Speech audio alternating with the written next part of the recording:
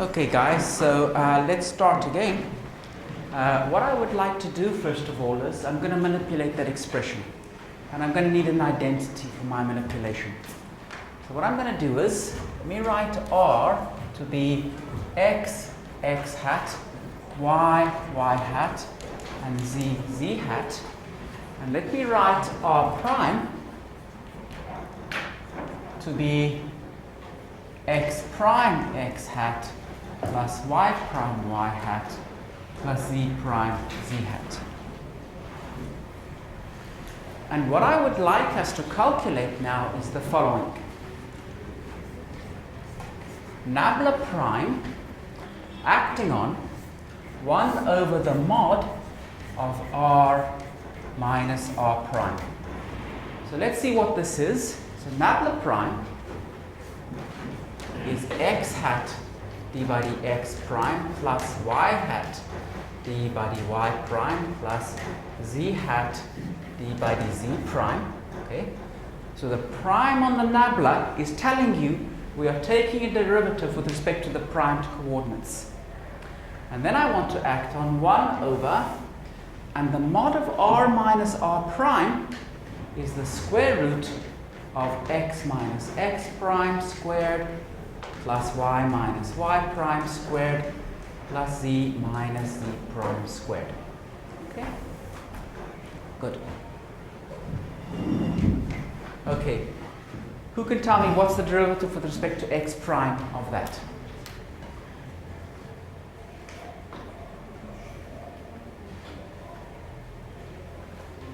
It will be an x hat. And now let's differentiate that with respect to x prime.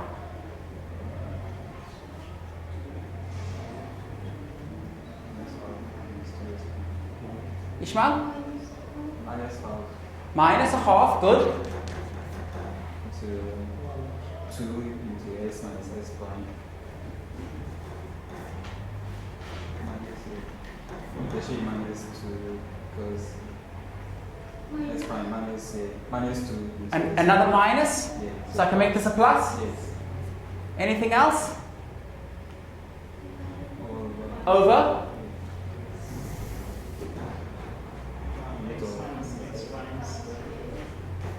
X minus x prime squared, y minus y prime squared plus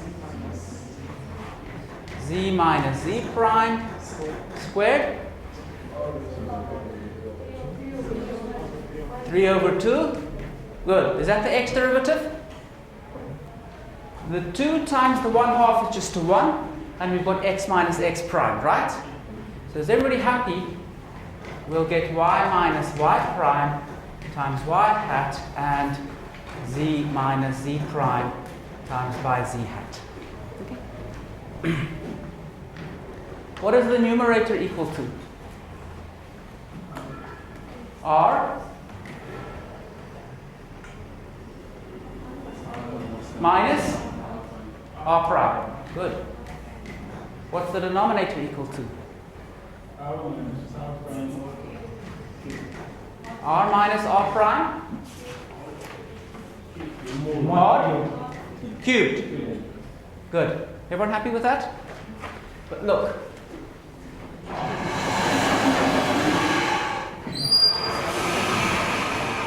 This is exactly what we have here. R minus r prime over the mod of r minus r prime cubed. Okay? So I can write this as 1 over, let's write the integral. 1 over 4 pi epsilon naught p of r prime into nabla prime acting on 1 over the mod of r minus r prime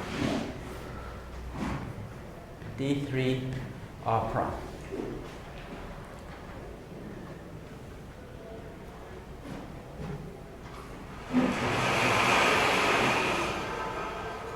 Good.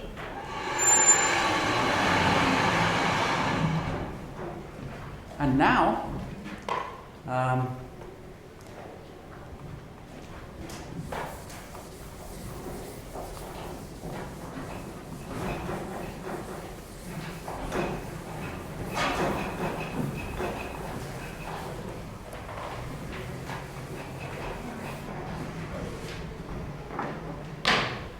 want to rewrite this integral as follows. I want to say that this is equal to the integral of 1 over 4 pi epsilon naught. And now I'm going to write nabla prime acting on P of r prime 1 over the mod of r minus r prime d3 r prime. Is that expression equal to this expression? Are they equal, Ishwan? No. Why not? Because the default scalar and this thing can expand it. But here it is only one thing. Here if you expand it, you get 2 times. Okay, so when nabla acts on this line, it can act both on P and on 1 over r minus r prime, whereas in this line it's only acting on 1 over r minus r prime. Minus. So this line has got an extra term, right? Minus. So let's subtract that term. Good. So let's say minus integral 1 over 4 pi epsilon naught. And now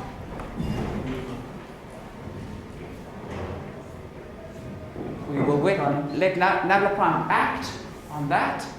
We will still have r minus r prime, and we will have d3 r prime. Are they equal now? Yes. Everyone happy with that? Good. Okay. Can anyone tell me how I can rewrite this term?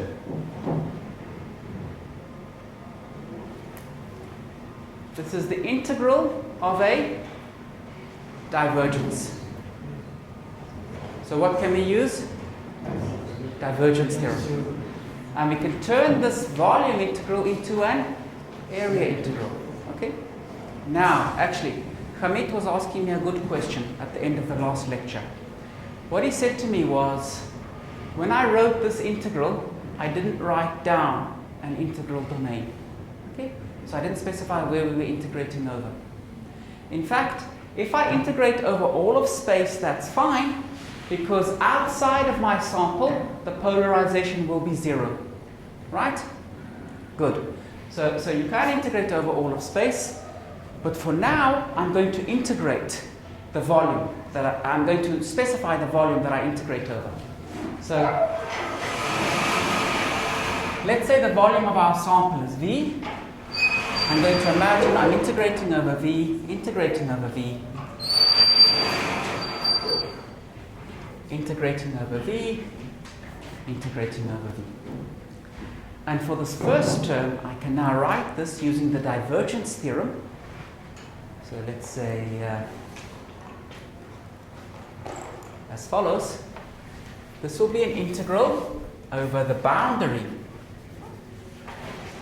of V of 1 over 4 pi epsilon naught P of r prime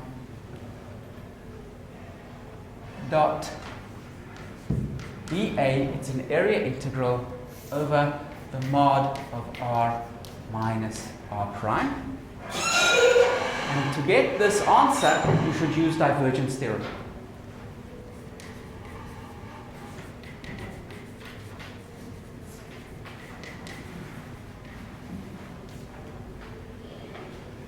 And then here we have plus the integral of 1 over 4 pi epsilon naught minus divergence prime dot P over r prime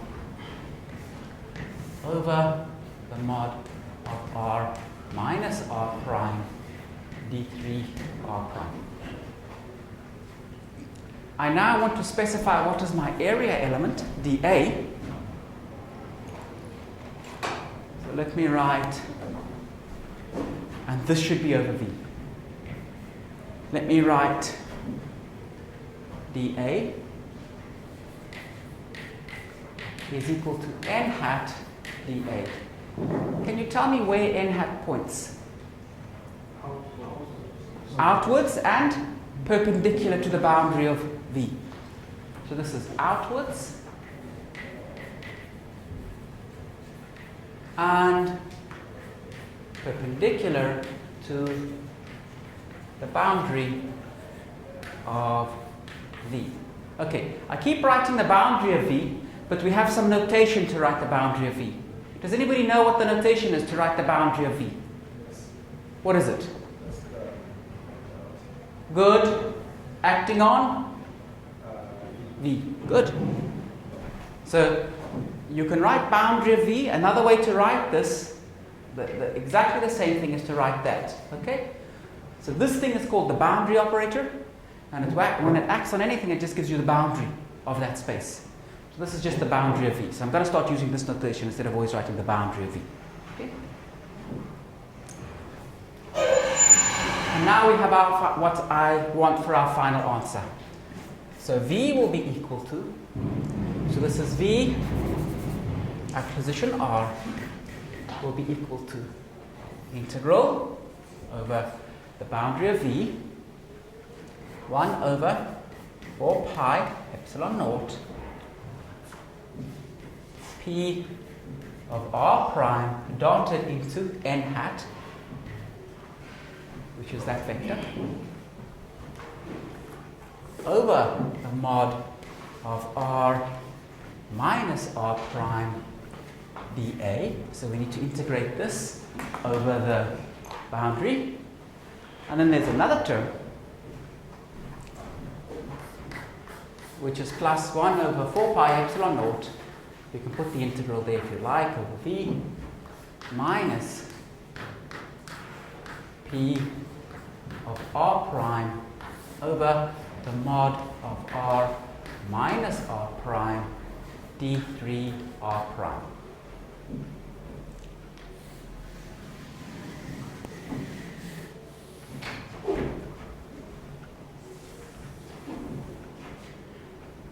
So that's our formula now. We just rewrote the formula that we had for the potential of a dipole. Why is this formula better than our first one?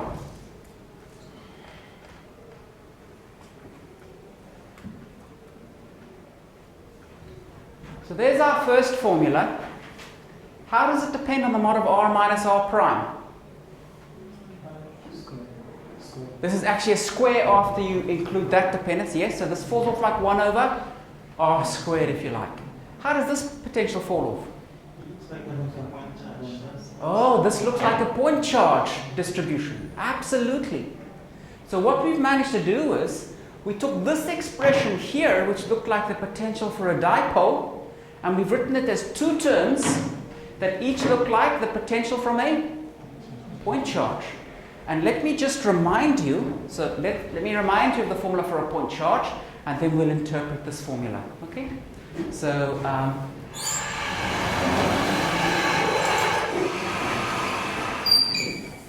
let's maybe clean this.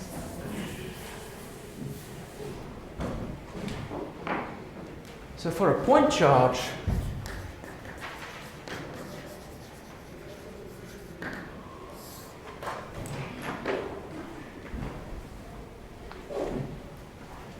V of R is equal to integral 1 over 4 pi epsilon naught rho of R prime D3 R prime over the mod of R minus R prime. So that was the formula that we had for the point charge.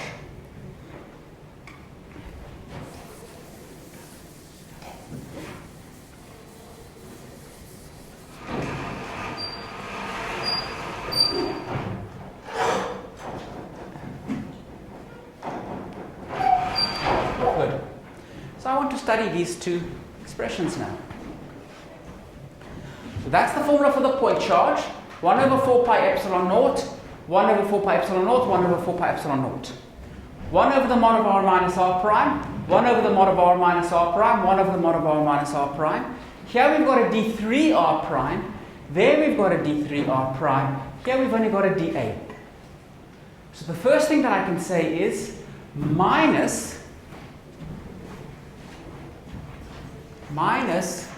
nabla, say, acting on P of R looks like Rho of r. That looks like a charge density. Okay? Looks like a volume charge density. What it looks like we're doing here is integrating a surface charge density. Okay? So this is a volume charge density.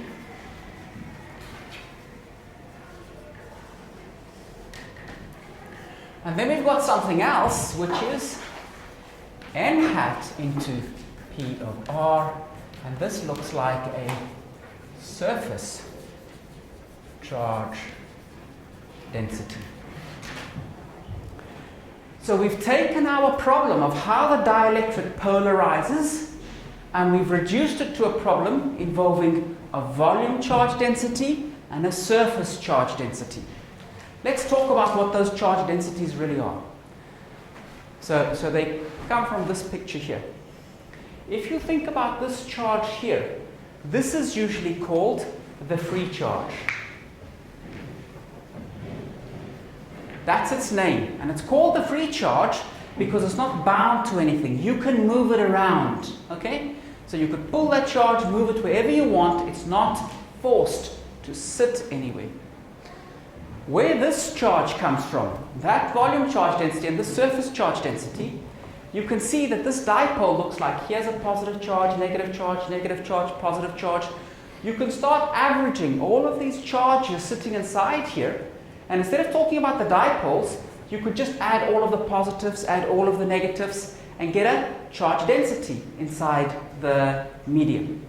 That charge density inside there that describes all of those, that's called the bound charge density, because this charge density comes from polarizing atoms, and those charges around the atoms are bound to each atom. Okay? So that is called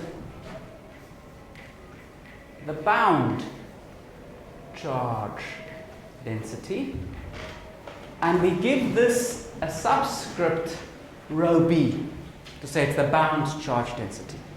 We give this guy, we can call that sigma, that's the usual symbol for surface charge density. We also give that a b because this is the bound charge density, surface charge density. And where does that come from? Well, you can imagine these dipoles sitting right at the surface here. They are going to induce a net negative charge on this surface. And the dipoles that are sitting over here are going to produce a net positive charge sitting on this surface. And it's those charge densities that give you sigma b. And you can see, if I tell you what is the polarization, what is the electric dipole moment density inside this box, you can calculate what is the volume charge density, and you can calculate what is the surface charge density, sigma b. Okay? Any questions on this, guys?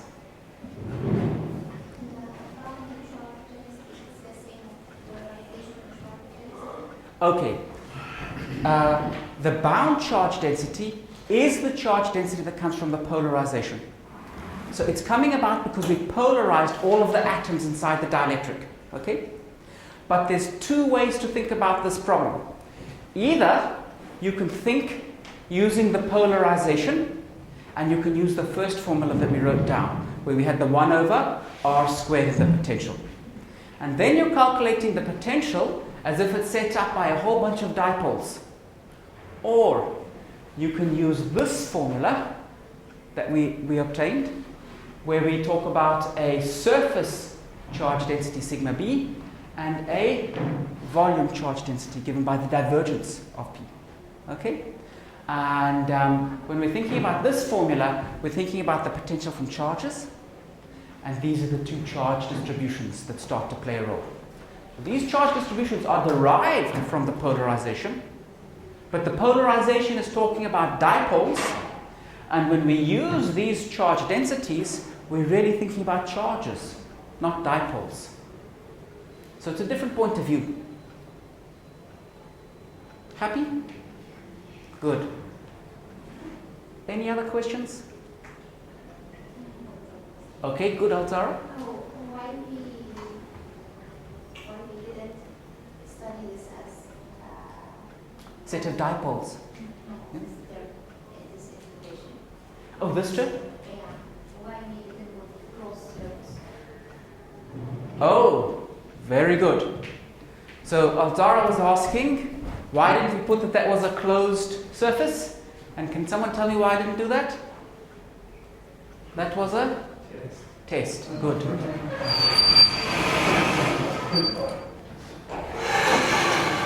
Yes, that will be a closed surface, always. Okay, very good.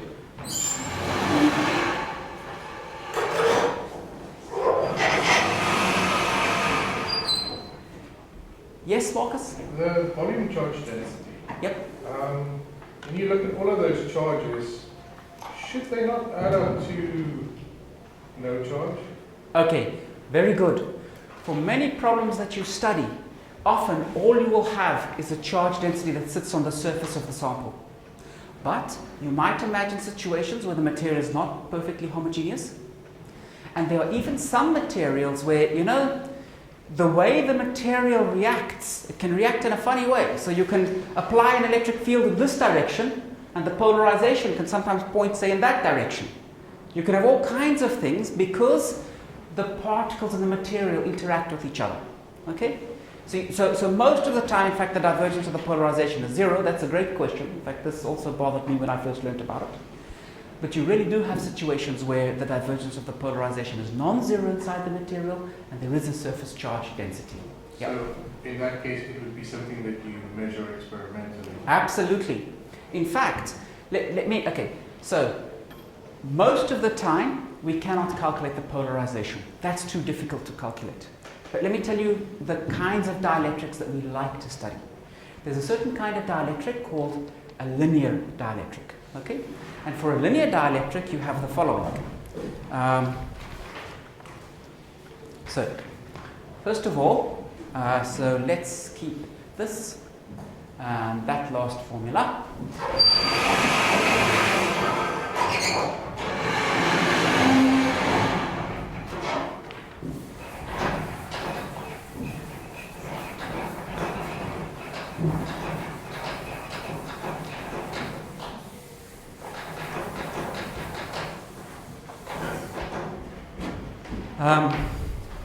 So, first of all, Gauss's law, divergence of E, this used to be rho over epsilon naught, right? We now write it as rho bound charge plus rho free charge over epsilon naught. Because both the bound charges and the free charges will produce an electric field. So they must both sit on that side of the equation. What's the thing that we know? We know the value of this charge, that's the free charge. I put it here and it will polarize my dielectric. I don't know how the dielectric will polarize. So the thing that I know is the free charge. Everything else I need to calculate. What do you always do? You put the unknowns on one side and put the knowns on the other side, right?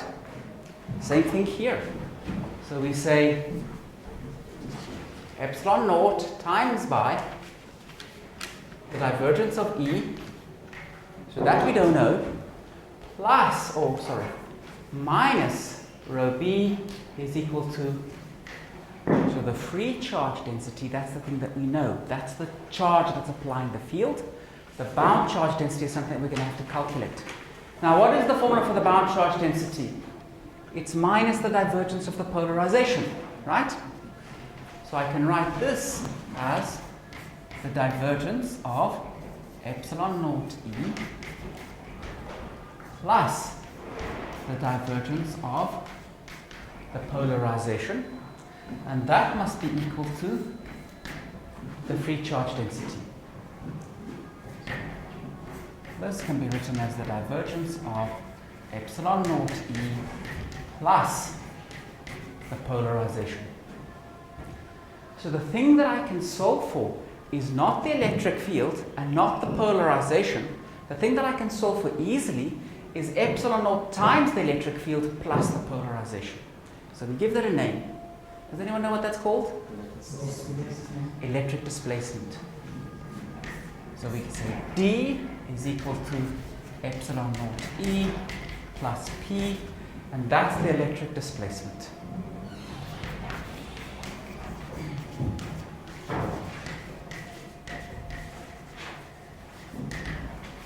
That thing, the electric displacement, is easy to solve for. You only need the free charge density. But to actually work out the electric field, you're now going to have to know what is E and P separately.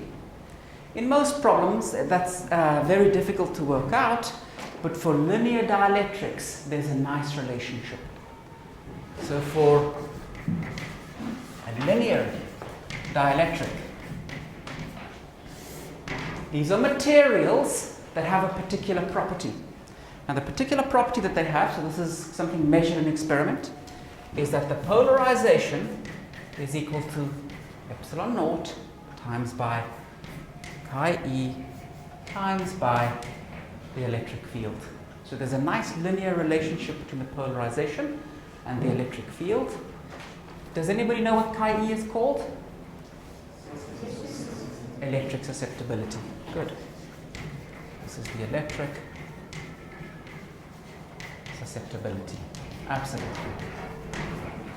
So for a linear dielectric, once you have calculated the electric displacement, it's easy to obtain the polarization or the electric field because you know that this relation holds true. Okay? And then asking if the polarization has a divergence or not is the same as asking if the electric field has a divergence or not. So as soon as your electric field has a non-zero divergence, your polarization will too. Okay? Good. That brings us to the end of what I wanted to cover with electric fields in matter.